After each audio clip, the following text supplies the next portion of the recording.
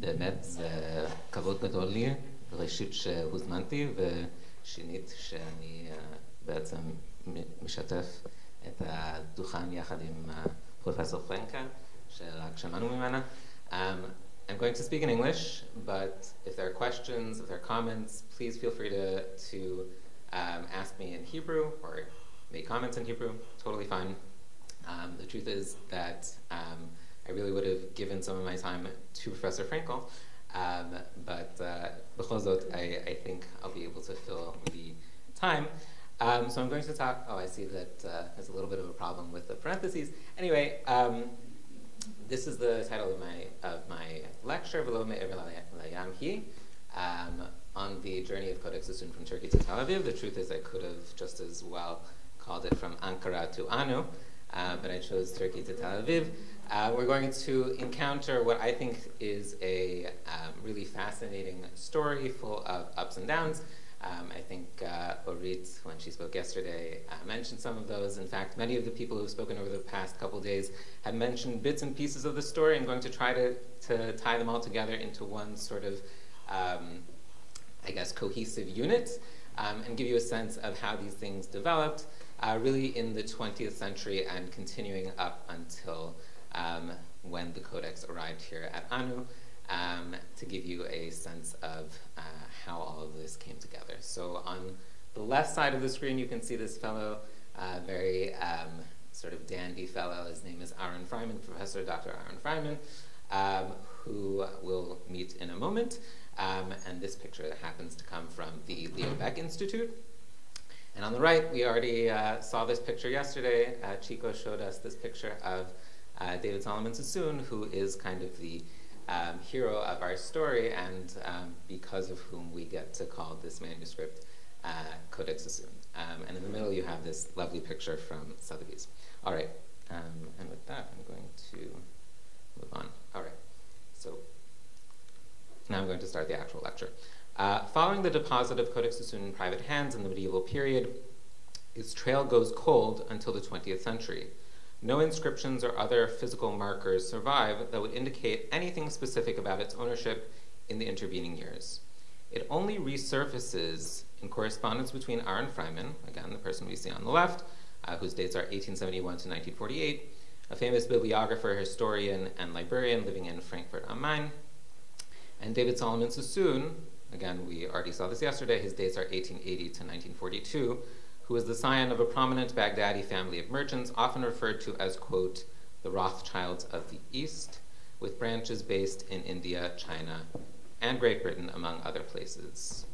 By the outbreak of World War I, Sassoon had developed a reputation as one of the most important private collectors of Judaica manuscripts in England. And here, with great respect to the person referred to in the previous lecture by Professor Frankel, I think certainly from a Jewish perspective, we can call David Solomon Sassoon perhaps perhaps Jewish history's greatest bibliophile, if not world history's greatest bibliophile, certainly possibly Jewish history's. Elkan Nathan Adler, dates are 1861 to 1946, himself the owner of a major library of Hebraica and Judaica, wrote in February 1914 that, quote, Mr. David Sassoon is the youngest of us all, he's referring to a group of collectors in England, but though he has only 412 manuscripts, they are of the highest importance both from the artistic and literary point of view. So you can see that he has a tremendous amount of respect for his younger colleague, David Sassoon. By the way, I just want to make a note, we've been talking a lot about the pronunciation Sassoon versus Sasson. From what I understand, and I tried finding the source for this, but I wasn't able to do it in the past couple days. From what I understand, this is because the name of David Solomon Sassoon's great-grandfather was Sheikh Sassoon, and in Arabic, again, from what I understand, there is no, in standard Arabic or Baghdadi Arabic, there is no O vowel. Perhaps Professor Frankel, you will correct me. There's generally no O. It's pronounced as U. So Sheikh Sasson, we would say Sheikh Sasson in Hebrew, but his name was pronounced Sheikh Sassoon. Then that name gets adopted by the following generation, his son David as a surname. He has a son named Solomon, And his son, Solomon, is the father of David Solomon Sassoon. Okay, that's the way the generations work. It goes from David to Solomon to David to Solomon to the present day David Sassoon, who lives in Beit Dagan, and perhaps I'll mention him at the very end, but each generation adopts the sort of grandfather's first name and then takes the next, takes the father's name as his middle name. Sassoon, who would later be referred to by some as, quote, the Elkin Adler of the Sephardim. So again, you got this very nice Ashkenazi-centric reference. Had a particular fascination with biblical material, as he wrote in an as-yet unpublished essay about his collecting practices composed in 1930. Quote, originally I was interested in Bible studies. I intended to devote myself especially to the still extant Masoretic works. Owing to this specialty, I endeavored to acquaint myself with as many Bible manuscripts as possible. Sassoon was in contact with a variety of publishers, antiquarian book dealers, auction houses, scholars, librarians, and private collectors, and on his many travels abroad, he often made sure to inquire about the availability of rare books. One of his correspondents was Aaron Freiman, whom he knew already by the summer of 1911. There's an archive in Jerusalem called Machon or David Sassoon,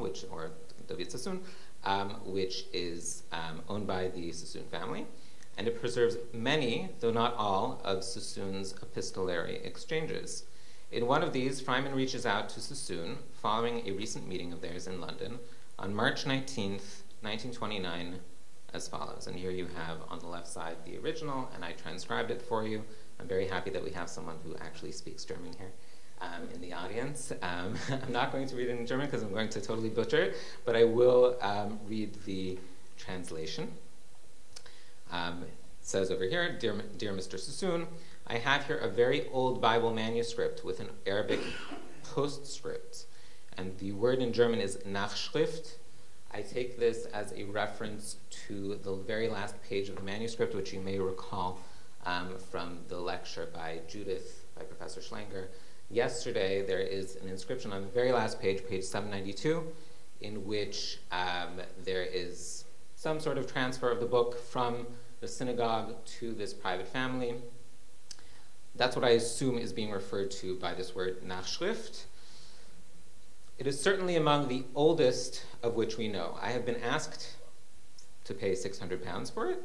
I cannot buy it. If you are interested in it, I will send it to you. With best regards from house to house, your very devoted Professor Dr.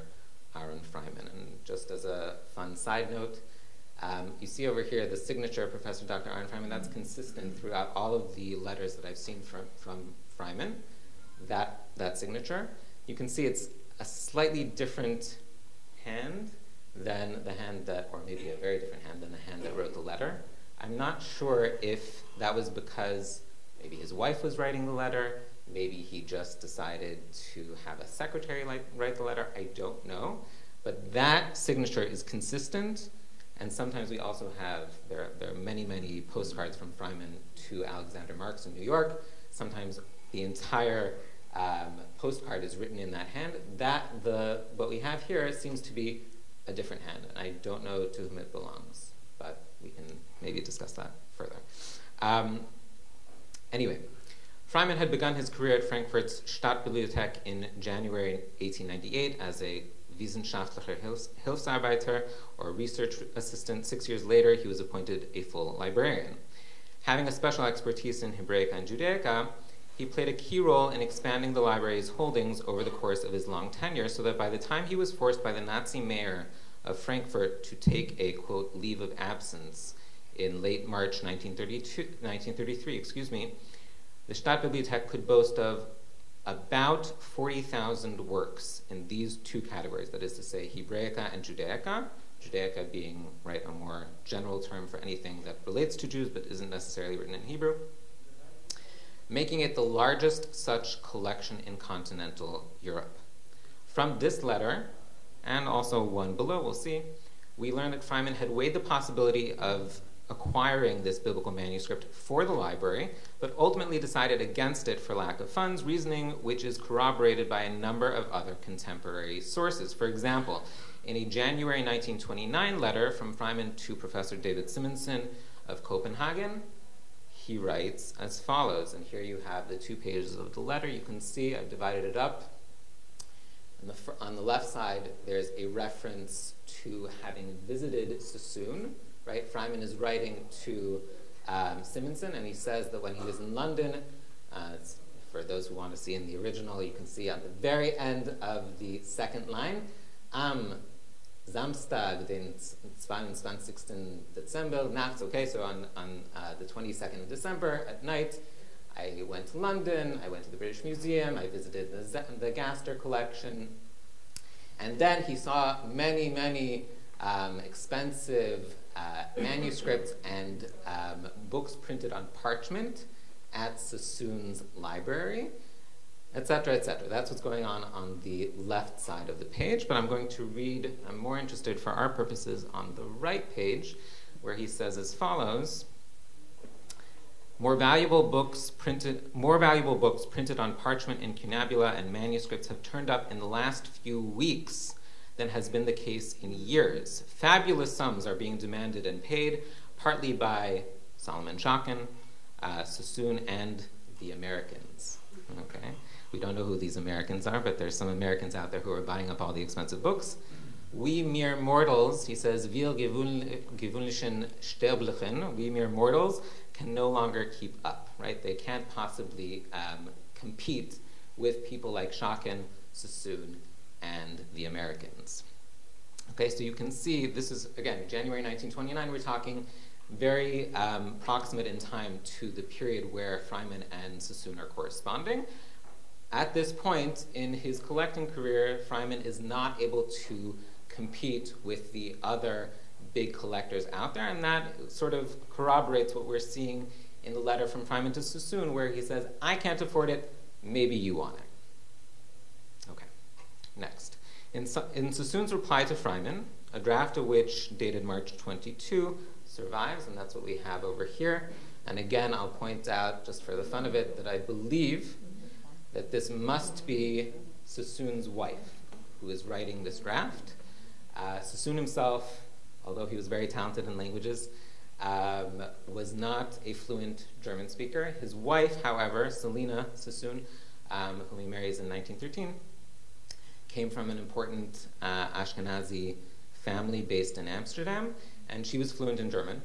And this hand is consistent with hers. So I'm almost 100% certain that it's Selina Sassoon who is writing this draft. You can see it has all sorts of strike-throughs in it. This is not what was ultimately sent, but there's a copy of this letter in the Sassoon archive in Jerusalem. So again, in Sassoon's reply to Freiman, he expressed a desire to inspect the volume, and I'm going to read. You can see the little arrow where the German is taken from. I'm going to read it in translation. He says to Freiman, you wrote very little about the Bible manuscript. I am interested in seeing it. Would you be so good as to ask the owner if he would send it for viewing? Okay, and that's what you see over there. Ob es zur Ansicht zu schicken. Would the owner be willing to send it for viewing? Okay. 3 days later, Freiman wrote back, and that's what you see on the right side of the screen. And I'm reading also the translation of that German passage down at the bottom. I am now passing the Bible on to you. It will surely be to your liking. Please write to me if you are considering it. The Bible's owner told me to send it to a particular address, but I want to give you the opportunity to potentially purchase the Bible. As I already wrote to you, he demands 600 pounds. Okay, so that is the asking price, 600 pounds. Fine. Next up. On April 2nd, okay, so we're talking only a few days later, on April 2nd, Sassoon thanked Freiman very much, quote, very much. You can see this is written in English already. This is a typed copy of a letter that would have been handwritten, okay, because Sassoon, I love how obsessive he was. He kept extremely good records of all of his correspondence, at least as far as I can tell. And so he has a typed up copy of what would have been a handwritten letter back to Freiman. So he says in this letter, he thanks him very much for your great kindness in sending me the Bible manuscript for my approval. I shall examine the book and will communicate with you again. Okay, and that's what we have at the end over there. A couple days later, sure enough, on April 8th, he got back to Freiman with his assessment of the book's physical condition and a counteroffer. And I'm going to read to you his counteroffer. With reference to the Bible manuscript which you sent me on approval, I beg to say that I have very carefully examined it throughout, and I have found that besides its not being in good condition, there is a good deal missing in the beginning and middle, and all the Masorah and part of the text and the margins are cut.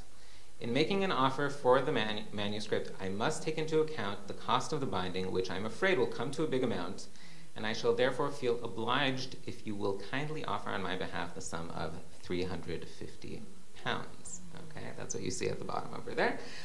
Parenthetically, I don't know exactly what the manuscript looked like when Sassoon got it. We don't have any pictures of it from that point. As we already heard, the binding is a binding that David Sassoon added, so I don't know how it physically looked and why he makes all of these claims about how much material is missing. In reality, there are not so many full pages, I should say, missing, right? I noticed on the other side, how thought we presented the manuscript. The other. We'll get to that. But again, he makes this big deal about how there's so much material missing and about how all of the Masorah is missing. Obviously, it's hard to understand exactly what he's referring to. Maybe he was exaggerating for the purpose of, trying to negotiate a better price.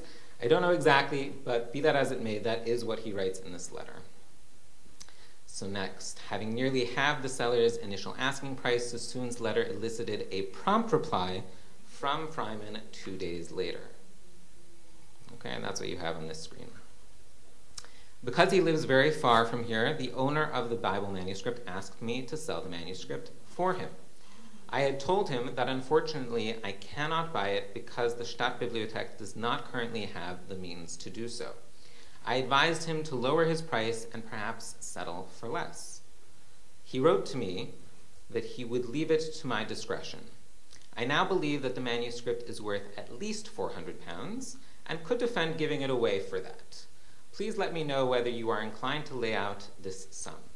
The difference is not so great, and I would thereby avoid the effort of having to ask again. So again, you see this ongoing, it's kind of like in the shuk, right? He asks for 600, counters with 350, goes back up to 400. Are you willing to give me 400? That way I don't have to go back to the owner. Okay. But Sassoon, who drove a hard bargain, and we know this from many, many examples of his negotiating, especially when it came to book prices, he stuck to his guns. In his next note of April 12th, he repeated his reasoning and added a request for more information, and I apologize that you can see this is a very faded copy of the letter, again, probably written by his wife Selina in German, but I wrote out the text for you in German so you can follow along if you understand German. He says as follows: "Thank you very much for your kind letter. When I offered you 350 pounds for the manuscript, I did so after careful consideration. As I have already told you, this sum is the most I can give for this manuscript, and as I have already also told you, I must take into account the costs of repairing and binding the book will be at least 40 pounds. Given these special circumstances, I beg to be excused for being unable to offer more for it. Would you be so kind as to ask the owner to accept my offer, and I would be very interested if the owner would tell you where the book was found, where it originates, and everything he knows about the history of this manuscript. Thank you very much for your trouble." Okay, and that's the end you see over there. Ich danke Ihnen sehr für Ihre Mühe. Okay, good. So he's sticking to his guns. He's not budging. 3 days later, Freiman relented, agreeing to Sassoon's counteroffer, and that is what you see over here. He writes as follows: "Thank you for your message of the 12th instant," meaning the 12th of this month. "I sent the owner a query by telegram immediately upon receiving your letter. He is not overly happy with the price, but will let you have the manuscript for 350 pounds if he can get his money straight away. I would therefore ask you to send me a check for 350 pounds so that I can forward it to him." And then he adds at the end, "The manuscript comes from the region of Angora." And Angora for those who follow these things, is modern-day Ankara, Turkey. That's why I said before that I could have called this from Ankara to Anu. But be that as it may, we don't actually know. We never get any information about who the owner was in Ankara. The prospects for finding that information are rather slim due to the destruction of Freiman's pre-war papers. Freiman fled Nazi Germany for New York in April 1939. As noted by Alexander Marx and Boaz Cohen in a necrology of Freiman, quote, "It was a source of deep regret to him being Freiman, that he found it necessary before leaving Germany to burn the vast collection of letters he had received from almost all contemporary Jewish scholars and which he had kept carefully filed up to that time." So again, he burned his own archive. It happens to be that there is some material that remains from Freiman, mostly post-war, or I should say mostly post his coming to America. So let's say from 1939 and on, that's sitting at Hebrew Union College's Clow Library in Cincinnati. There is some earlier material there also that he obviously didn't burn, things, important family documents, etc., that he brought with him. But when I visited this past year, I found nothing there relevant to our question. If anyone in attendance can suggest where else I might search for information, I would be immensely grateful. So again, if anyone has suggestions for where else I might find more information on the original, or at least at this stage, seller of the manuscript in Ankara, please either in the question and answers or afterward, I'd be happy to hear more. Okay. In any case, Sassoon dutifully followed up with the London branch of the Chartered Bank of India on April 17th, requesting that a check for £350 be issued in Freiman's name. The following day, he sent it off to Frankfurt. That's what we see on the left. And thanking you for your kind letter of the 15th instant, accepting my offer for the manuscript Bible, I beg to enclose herewith check for £350, which kindly acknowledge. When giving the check, etc., fine. I take this opportunity of thanking you very heartily for all your trouble, and we all wish you and your dear family a Chag Kasher V'Sameach. Keep in mind that this is April of 1929. This is right before Pesach, and he wishes him a Chag Kasher V'Sameach. On the right side of the screen, I decided not to translate this for you, but the very last line of this postcard that Freiman writes to Sassoon, this is already after Pesach in May 28, 1929. The last line says, "Den Scheck habe ich zur Zeit erhalten und gleich weitergegeben." Okay, so he received it at the proper time and then passed it on to the owner. Fine. As Dr. Schwat mentioned yesterday, Sassoon kept detailed handwritten records of the manuscripts he acquired between the years 1888 and 1940 in a little ledger, and he numbered his accessions sequentially. Codex Sassoon, being his 1053rd manuscript, was assigned the shelf mark 1053 and was described simply as a Tanakh al-Klaf. You see that where I put the arrow, Tanakh al-Klaf, Hebrew Bible on parchment, bought via Kanitioto Alide Professor Abraham Freiman Befrankfurt am Main. Okay, so here, apparently and uncharacteristically, Sassoon mistook Aaron Freiman for Professor Avram Chaim Freiman, who was Aaron Freiman's first cousin, once removed, and later his nephew, okay, because he married into the family, okay. So these are two separate people. Just to make that clear, Aaron Freiman is a librarian sitting in Frankfurt. Avram Freiman was at the time in Prussia, in East Prussia, would eventually move to Eretz Israel. Unfortunately, maybe some of you know, he was one of the people killed in 1948 in the Shaira that went to Har HaTzofim, exactly. And that went to Har HaTzofim, yeah. And he was also very active in the scholarly world at the time. He was involved with Miki Senior Damim eventually when he comes to Israel. So it's not crazy that Sassoon would make this mistake, but in point of fact, we know that it was Aaron Freiman that he was corresponding with and not Avram Freiman, okay? And I put on the screen here what you see going on. So on the left column, we have all of the numbers of the manuscripts, as I said, numbered sequentially. with the date of acquisition, generally the place from which the manuscript comes, generally speaking, and then title, maybe place, maybe date, maybe some more information. And if we're lucky, we also get information on who was the seller. Not in every case, but in many cases we get information about whom he acquired it from, and also the price that was paid, okay? Where they're just dashes, that means that he got it for free, okay? And this is a ledger, so he's actually keeping track of all of his expenses, right? That's part of the point of this little ledger, is to keep track of his expenses. I also included on the right side of the screen, just for comparison's sake, and this is something that I think is really interesting when we talk about how people received Codex Sassoon. Okay, so at the time, this was considered to be a Tanakh al-Klaf. That's all we get in the little description over here. As opposed to on the right side, okay, right side of the screen, we're talking August 17th, 1909, Sassoon acquires a very important other Bible codex known as Tanakh Rashat, Rabbi Shem Tov Ibn Gaon, okay, also sold at Sotheby's back in September a few months ago for substantially less than Codex Sassoon. But you can see that Sassoon considered it so important, at least that's how I interpret this, he considered it so important that he just left the rest of the page blank. He didn't want to include anything further on that page. And we see a number of examples of this in his ledger, where manuscripts that he apparently considered particularly significant, he would devote a lot of space in his ledger to those manuscripts. That's how I understand that. And I think it's very interesting that even though he paid significantly more, right, considering just the pounds spent on Codex Sassoon, he paid $350 as opposed to $85 for the Shem Tov Bible. Nevertheless, he obviously at the time considered it, Tanakh Rashat, to be this extraordinary piece in his collection, and he writes about it a lot in his catalog in addition. And we'll see that also reflected, I think, in the next slide as well.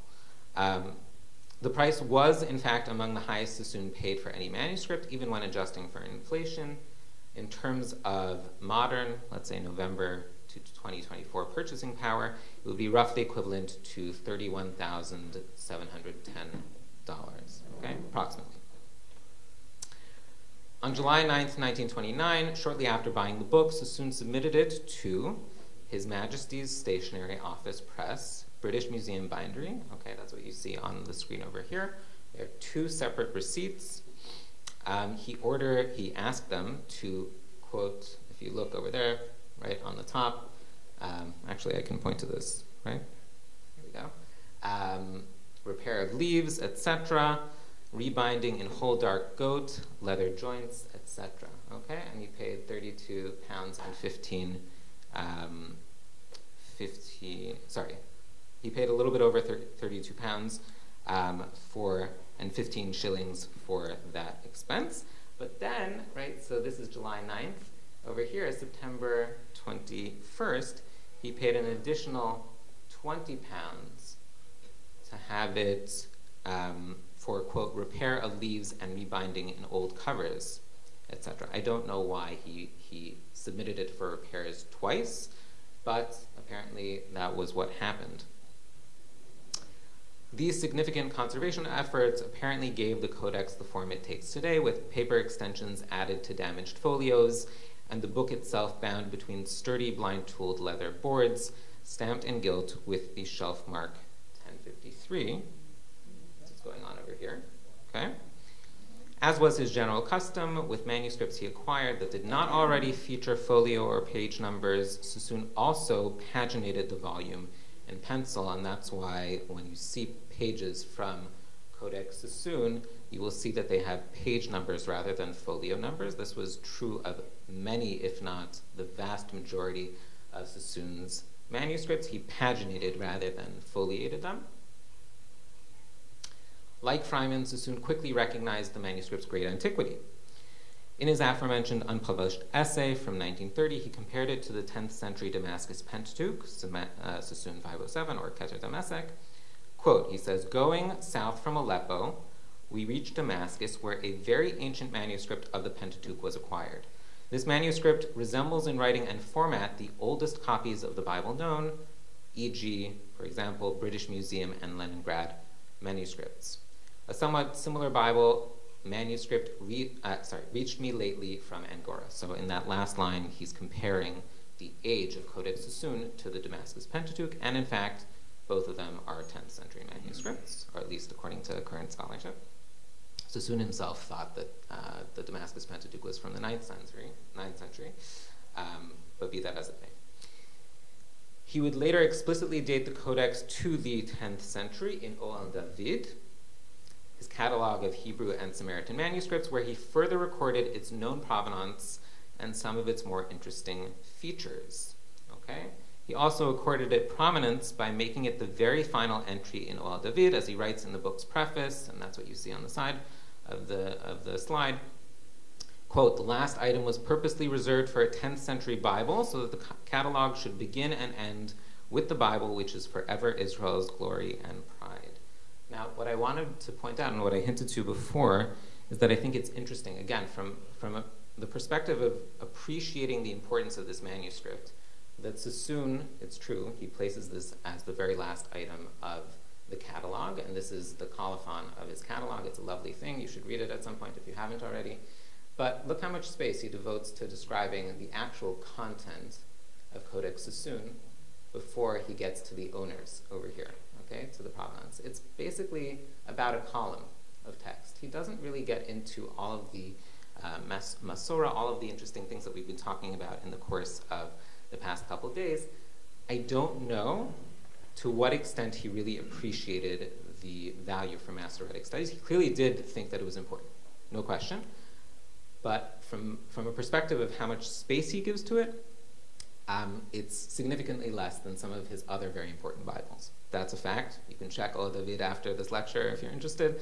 There are many other important Bibles in the Sassoon collection, and he devotes significantly more space to them. He does give us some very important information about the owners, and this was referred to over the past couple of days. You can see over here what Professor Schlenker, was referring to yesterday, where he identified Chalaf ben Abraham as the same person, perhaps, as in this Bodley and Geniza fragment. He also very kindly transcribed for us all of the text in Judeo-Arabic, where you see the chain of transmission, first to the Al-Attar, right, to Yitzchak ben Yechezkel Al-Attar, and then to his sons. And finally, he gets us to this dedication, the Waqf, to the community of, and he calls it Machsin. Does everyone see that? M-A-K-H-S-I-N. That's how he read that word, which in Hebrew is spelled Mem Aleph Kaf Samach Yud Nun. He understood that as a reference to a place called Machsin, which I don't think anyone has ever heard of. At least I hadn't heard of it. And in fact, this was a major question when the manuscript came to Sotheby's. What is this place, Machsin? I'm going to talk about that in a second. All right. Still, it took some time for Codex Sassoon's importance to be recognized by the wider public, probably in large part because the library was kept in the Sassoon family home, first in London and then in Letchworth.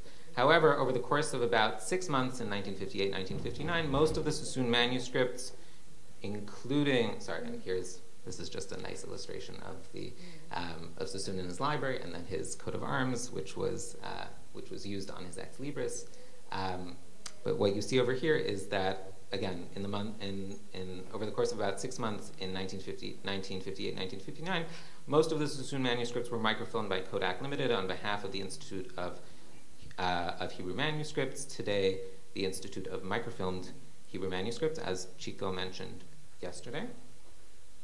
This allowed scholars to begin to study them in a more systematic way. Soon, Israel Yavin would, by his own testimony, and Neria referred to this before, become the first to, quote, reveal the significance of Codex Sassoon, which he referred to by the siglum, the siman Shin 1,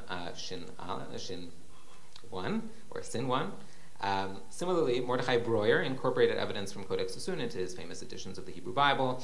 Other scientific editions of the biblical text that relied to one degree or another on Codex Sassoon include Mikraot Gedolot HaKeter, the Hebrew University Bible, and Biblia Hebraica Quinta, BHQ. So what I have over here on the slide is, first you can see this, if you still look at the black and white microfilms online, you can see that there's a date for when the microfilm of Sassoon 1053 was made. Okay, it's in November of 1958, and then on the right side of the slide, you see this little note in Dvar HaShavua from Sliman David Sassoon, who was David Solomon Sassoon's son, Rabbi Solomon David Sassoon, who writes into the paper saying that the family took many efforts to microfilm the entire collection and make it available to scholars. And so already in the late 50s, by 1960 or so, the microfilms had arrived in Jerusalem and therefore allowed for people to really begin researching this manuscript in earnest. As I said before, Israel Yevin, in his book from 1968, claims that he was the first to reveal the significance of Codex Sassoon. In 1970, the Sassoon family began selling parts of its magnificent Judaica collection through Sotheby's.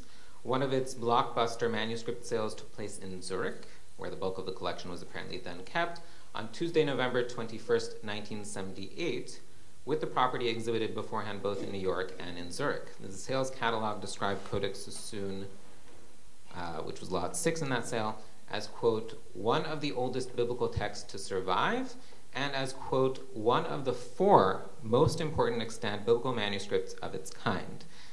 It's interesting that they chose 4.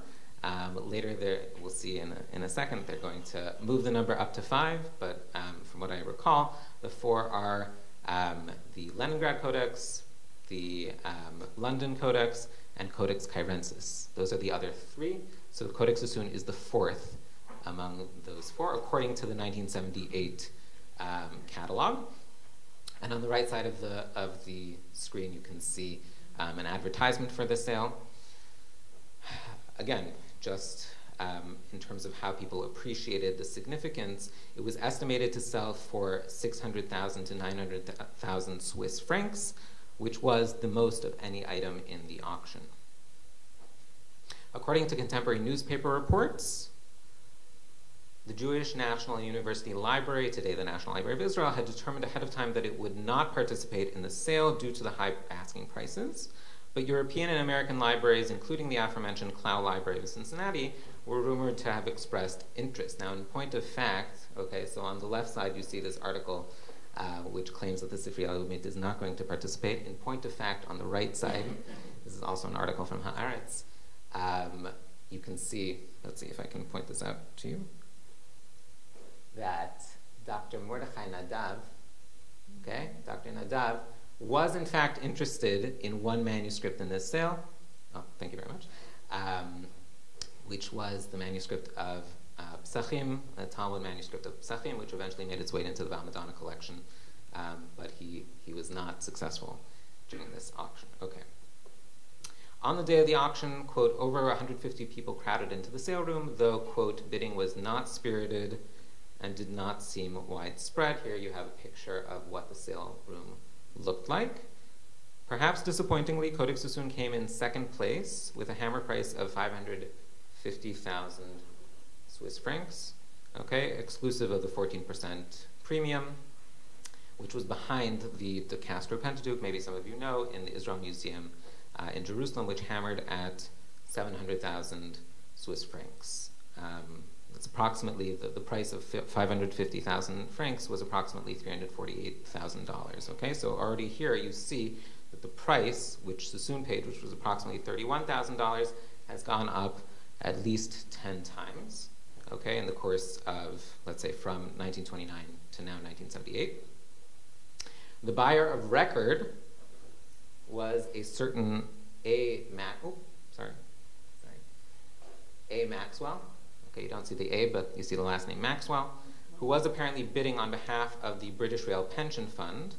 It is unclear whether anyone else competed for it, and the reason I say that is because, as I mentioned before, the pre-sale estimate was 600,000 Swiss francs, 600,000 to 900,000. So if it hammered at 550, excuse me, I did it again, and there's no record of anyone else bidding over here, there would normally be a V for against, and then another name. No one else is noted to have bid on it. I think there was no competition. Again, this is my educated guess. I don't have absolute proof. How did it come to pass that the British Rail Pension Fund came to possess medieval manuscripts, let alone Hebrew ones? So here I have this lovely article from Dov Genachowski, where he talks about Hashiduch HaMuzar ben Mishpachat Sassoon leFoalei HaRekhavet HaBritim. Okay. In 1974, the BRPF began investing in the international art market, retaining Sotheby's as an art advisor that would compile dossiers on each upcoming sale, suggesting which lots to bid on and the maximum prices that should be paid.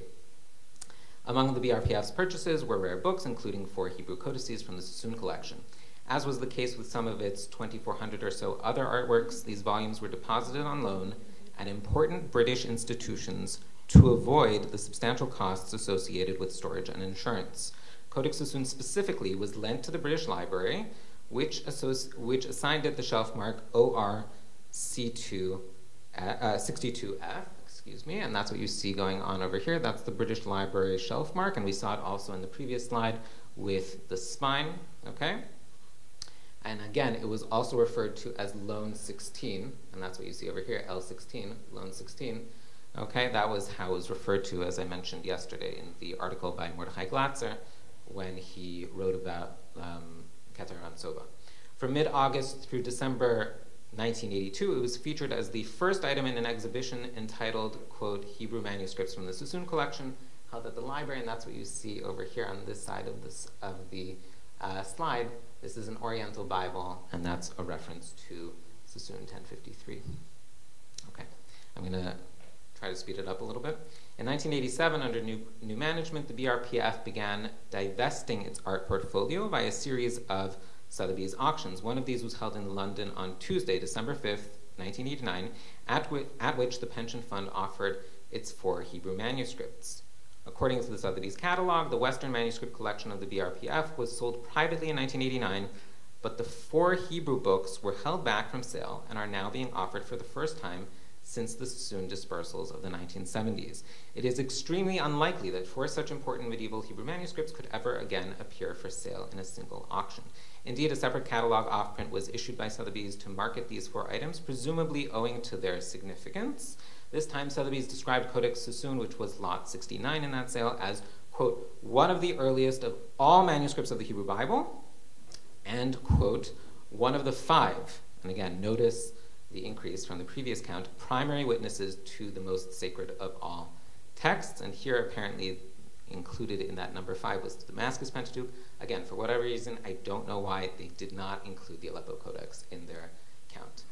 Moreover, it redated the manuscript, that is to say, Sotheby's redated the manuscript to the 9th or 10th century, explaining that though hitherto published as 10th century, several features point to the 9th century, and then it goes on to explain what those are. Estimated at 300,000 to 500,000 pounds, which was significantly more. Obviously, Codex Sassoon's value had clearly risen in the eyes of the auction house. Okay. This time, the Jewish National and University Libraries Malachi Beit Aryeh traveled to London to compete for the Codex, but he was outbid by Yecheskel Toporovich, and for those of you who follow the Judaica art market, Toporovich unfortunately just passed away about a year ago. Okay, I had the zchut to speak with him before he passed away about this sale. When the gavel fell, Codex Sassoon far outperformed the Rashba Bible, which is again a very important Sassoon manuscript, and achieved the price of £2,035,000, which is approximately equivalent to $3.25 million. So again, considering the price that it achieved back in 1978, this is about 10 times the price that it achieved back in 1978.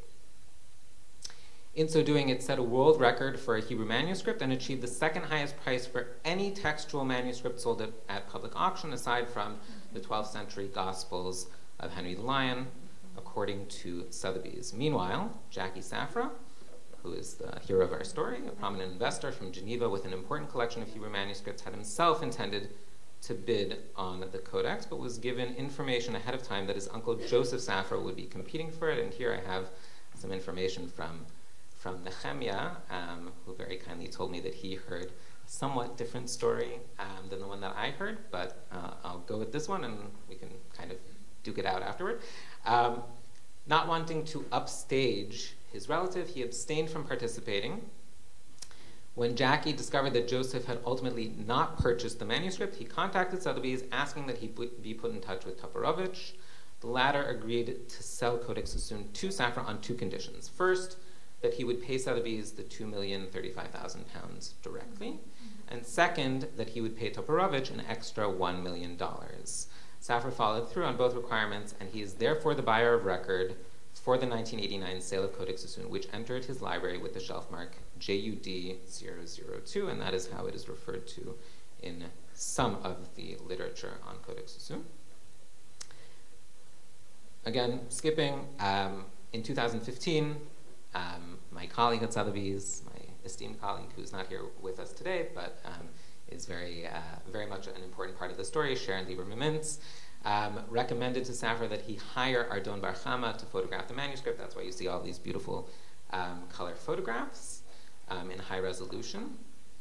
And the following year, Mintz connected Safra with Professor Yosef Ofer to have him study the manuscript in depth. In 2018, Safra had the Codex scientifically analyzed by the Schweizerisches Institut für Kunstwissenschaft in Zurich. They handed it off to the Laboratory of Ion Beam Physics at the Eidgenössische Technische Hochschule Zurich to conduct radiocarbon testing on several samples of parchment taken from the manuscript. And the conclusion of their testing was, quote, radiocarbon dating for the parchment temporally locates the core parts of the Codex in the last century of the first millennium. So the estimates made by Sassoon and Yevon on paleographic grounds, and this goes to the question of the gentleman from before, again, they were working based solely on the handwriting, on paleography. They hadn't submitted it to any scientific testing, but their conclusions based solely on paleographic grounds were thus confirmed using scientific means.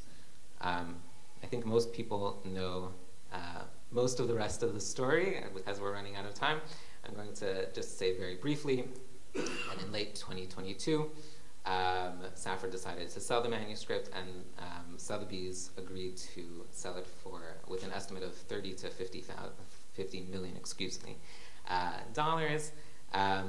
We had Professor Yosef Ofer, Professor Schlanger, and a number of other people involved in helping us put together a catalog. I brought a copy of the catalog here for show and tell, and it's actually, here you can see the cover. As part of the research, by the way, Moshe Yagur was able to determine that the reference to the synagogue is from a place called Makisin rather than Machsin, which was what David Solomon Sassoon had thought. Makisin is now known as Markada on the Chabur River. And then, again, going on, I don't want to get too deep in the weeds. The sale was scheduled for May of 2023. As Orit mentioned yesterday, Alfred Moses, Ambassador Alfred Moses, was the hero of the day. I actually have a picture from him. This is just from the exhibits. But Alfred Moses, you can see on the right side of the screen, this lovely picture. This is the first time that he actually saw the manuscript. This was after the sale. He came into Sotheby's. I was privileged to be in the room at the time, and you can see him standing there in front of Codex Sassoon. And then on the left, you have the actual sale room. That's our wonderful auctioneer, Ben Dollar, in the center, and then Sharon Mintz is sitting somewhere over here. I'm somewhere over here, off the page. And I think most people know it sold for $38 million, a little bit more, $38,126,000, which made it the single most expensive Judaica text and the fifth most expensive manuscript or printed text of any kind ever sold at public auction. And then, as we all know, it comes to Anu in October of 2023. And you have here this wonderful picture of Orit. Okay, this is Irina Nevzelin. What? With the trolley, yes. No one is kissing it at the moment. And here we have Shula Bahat, who was with us yesterday, but is not with us, unfortunately, today. And this was truly a wonderful homecoming to the manuscript. I thank you all very much for listening. And I'm happy to take questions or comments or... So thank you, Shaul, for fascinating glimpse into a new world of auctions and manuscripts collections. As you said, we can take questions in Hebrew, English, German. Yiddish is also good if you want to ask Yiddish. About the identification of Makisin, I asked Sharon Mintz who identified it, and she applied it was Professor Fenton. I don't know, yes. From my information, and I'm happy to, my information is that Moshe Yagur had written to Professor Miriam Goldstein, not our Professor Miriam Frankel, but Miriam Goldstein, identifying it as Makisin, which if you type Makisin into a search engine, you get Markada. That's the first result in Wikipedia. So that's my information, but I'm happy to check on that. I don't know. Okay. I want to write. En Baya.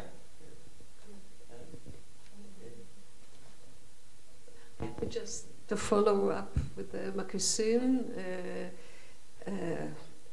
the only place where it's mentioned, as we knew up till now, is in Ovadia Ager, but I found another place in Al-Kharizi's Tarkemoni.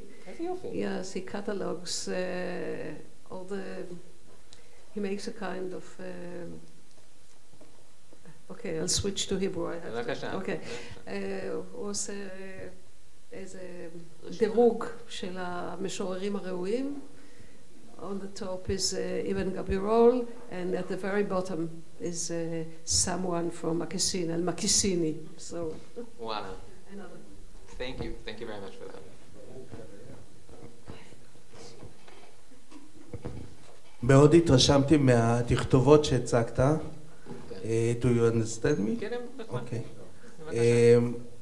וראיתי המון תכתובות באנגלית, גרמנית, עברית, ערבית. כמה שפות הוא ידע ששון?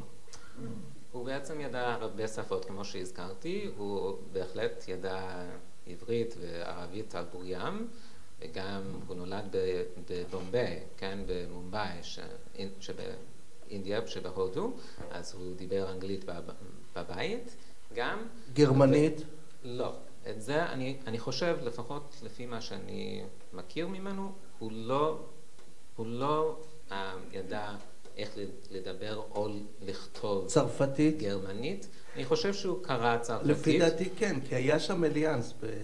אני חושב שהוא לא למד באליאנס. הוא למד בבריטניה. הוא למד בבית, היו לו מחנכים פרטיים שאביו ואמו שכרו מבגדד, הביאו אותם מבגדד, אז הוא למד בבית. הוא כן למד ב-public school, Catholic public school. It's called St. Peter's High School, in Mumbai, in Bombay. But there's a reference to him having learned hieroglyphics. There's another reference to him having learned Persian from a random person he met in it. So he clearly had a lot of linguistic ability, no question about it. I don't think he actually knew German. That's why I said before, I think that the German letters were... אז רק אשתו ידעה גרמנית? לפי השערתי, אני חושב והיא זאת שהקריאה לו את המכתבים? כן, כן, ותרגמה. אוקיי. תודה. בבקשה. קודם כל, תודה בשם המוזיאון. תודה על המחקר החשוב שעשית וחשפת בעצם את המוצאה. אני דיברת על מוצאה. המוצאות של הספר הזה, ואם רק שתי הערות קטנות בהקשר שלנו, אם דיברנו פה על, מרים דיברה על מכתבים מהגניזה, אז כאן אנחנו רואים את החשיבות של מכתבים לא רק מהגניזה ומחלקת כתבי יד, חשיבות של מכתבים שהם חושפים לא רק את העבר, את ההקשר, את חברת הסופרים, חברת המלומדים שעסקו אז ועסקו, וגם במובן מסוים גם אנחנו, בזעיר אנפין גם כן חלק מהשושלת הזאת. אז תודה, וזה באמת מכתבים חשובים ושחשוב לראות אותם, באמת זה נותן איזושהי תחושה גם איך הם עבדו, גם אם אני מבינה נכון, אז העתקים באנגלית נועדו בעצם בשביל אולי ססון עצמו, שלא קרא גרמנית, בשביל מעקב שלו או משהו כזה. ורק עוד הערה, גם אני אוסיף שקל קטן על מקסין, שאם תסתכל, מי שיעניין עבור הפילולוגים, במקור, בכתב יד של עובדיה הגר, יש שם שווה מתחת לכף. אז זה השקל שלי. ויכול להיות שכמו הרבה מקומות שמקבלים מבוטאים אחרת בהקשר היהודי מאשר בהקשר הלא יהודי, זה גם כן קיבל איזושהי הטיה כזאת. תודה רבה. עוד שאלה? לקראת הכתב יד, ברשימות היה כתב יד של נביאים אחרונים שהוא שילם לא הרבה פחות. כן, זה נכון. מעניין מה, אני לא מכיר אותו, אבל מעניין לראות מה זה. מבחינתו לפי הערכה שלו, כי הוא קנה את זה בסמיכות זמנים, אז הוא קבע את המחיר, אז כנראה שהוא העריך את כתב היד הזה לא פחות משהו. כן, כן, אני מסכים איתך. זה לא עולה לי במוח עכשיו, אבל אני יכול להעיר. עוד שאלות, הערות? Do you have any idea if Salman Shokin was indeed a candidate? Was he indeed interested in buying? This particular manuscript? To be perfectly honest, I didn't do any research for this paper at the Shokin archives. I don't know if he was contacted at all. It's possible. It's possible. Again, because you see in this letter from only a couple months earlier that Aaron Freiman is saying that Shokin and Sassoon and the Americans are the main ones who are in the market now.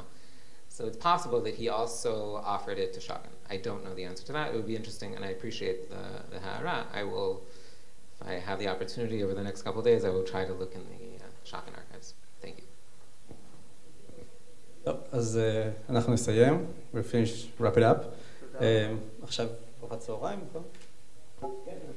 עכשיו 2 ארוחת צהריים, שם נוכל לדון האם מחסין או מכיסין, ססון או ססון, כן, אז מוזמנים, ואנחנו נמשיך. מתי באיזה שעה אנחנו חוזרים? 3:15. אוקיי, בסביבות 3:15. תפילת מנחה עכשיו מי שרוצה.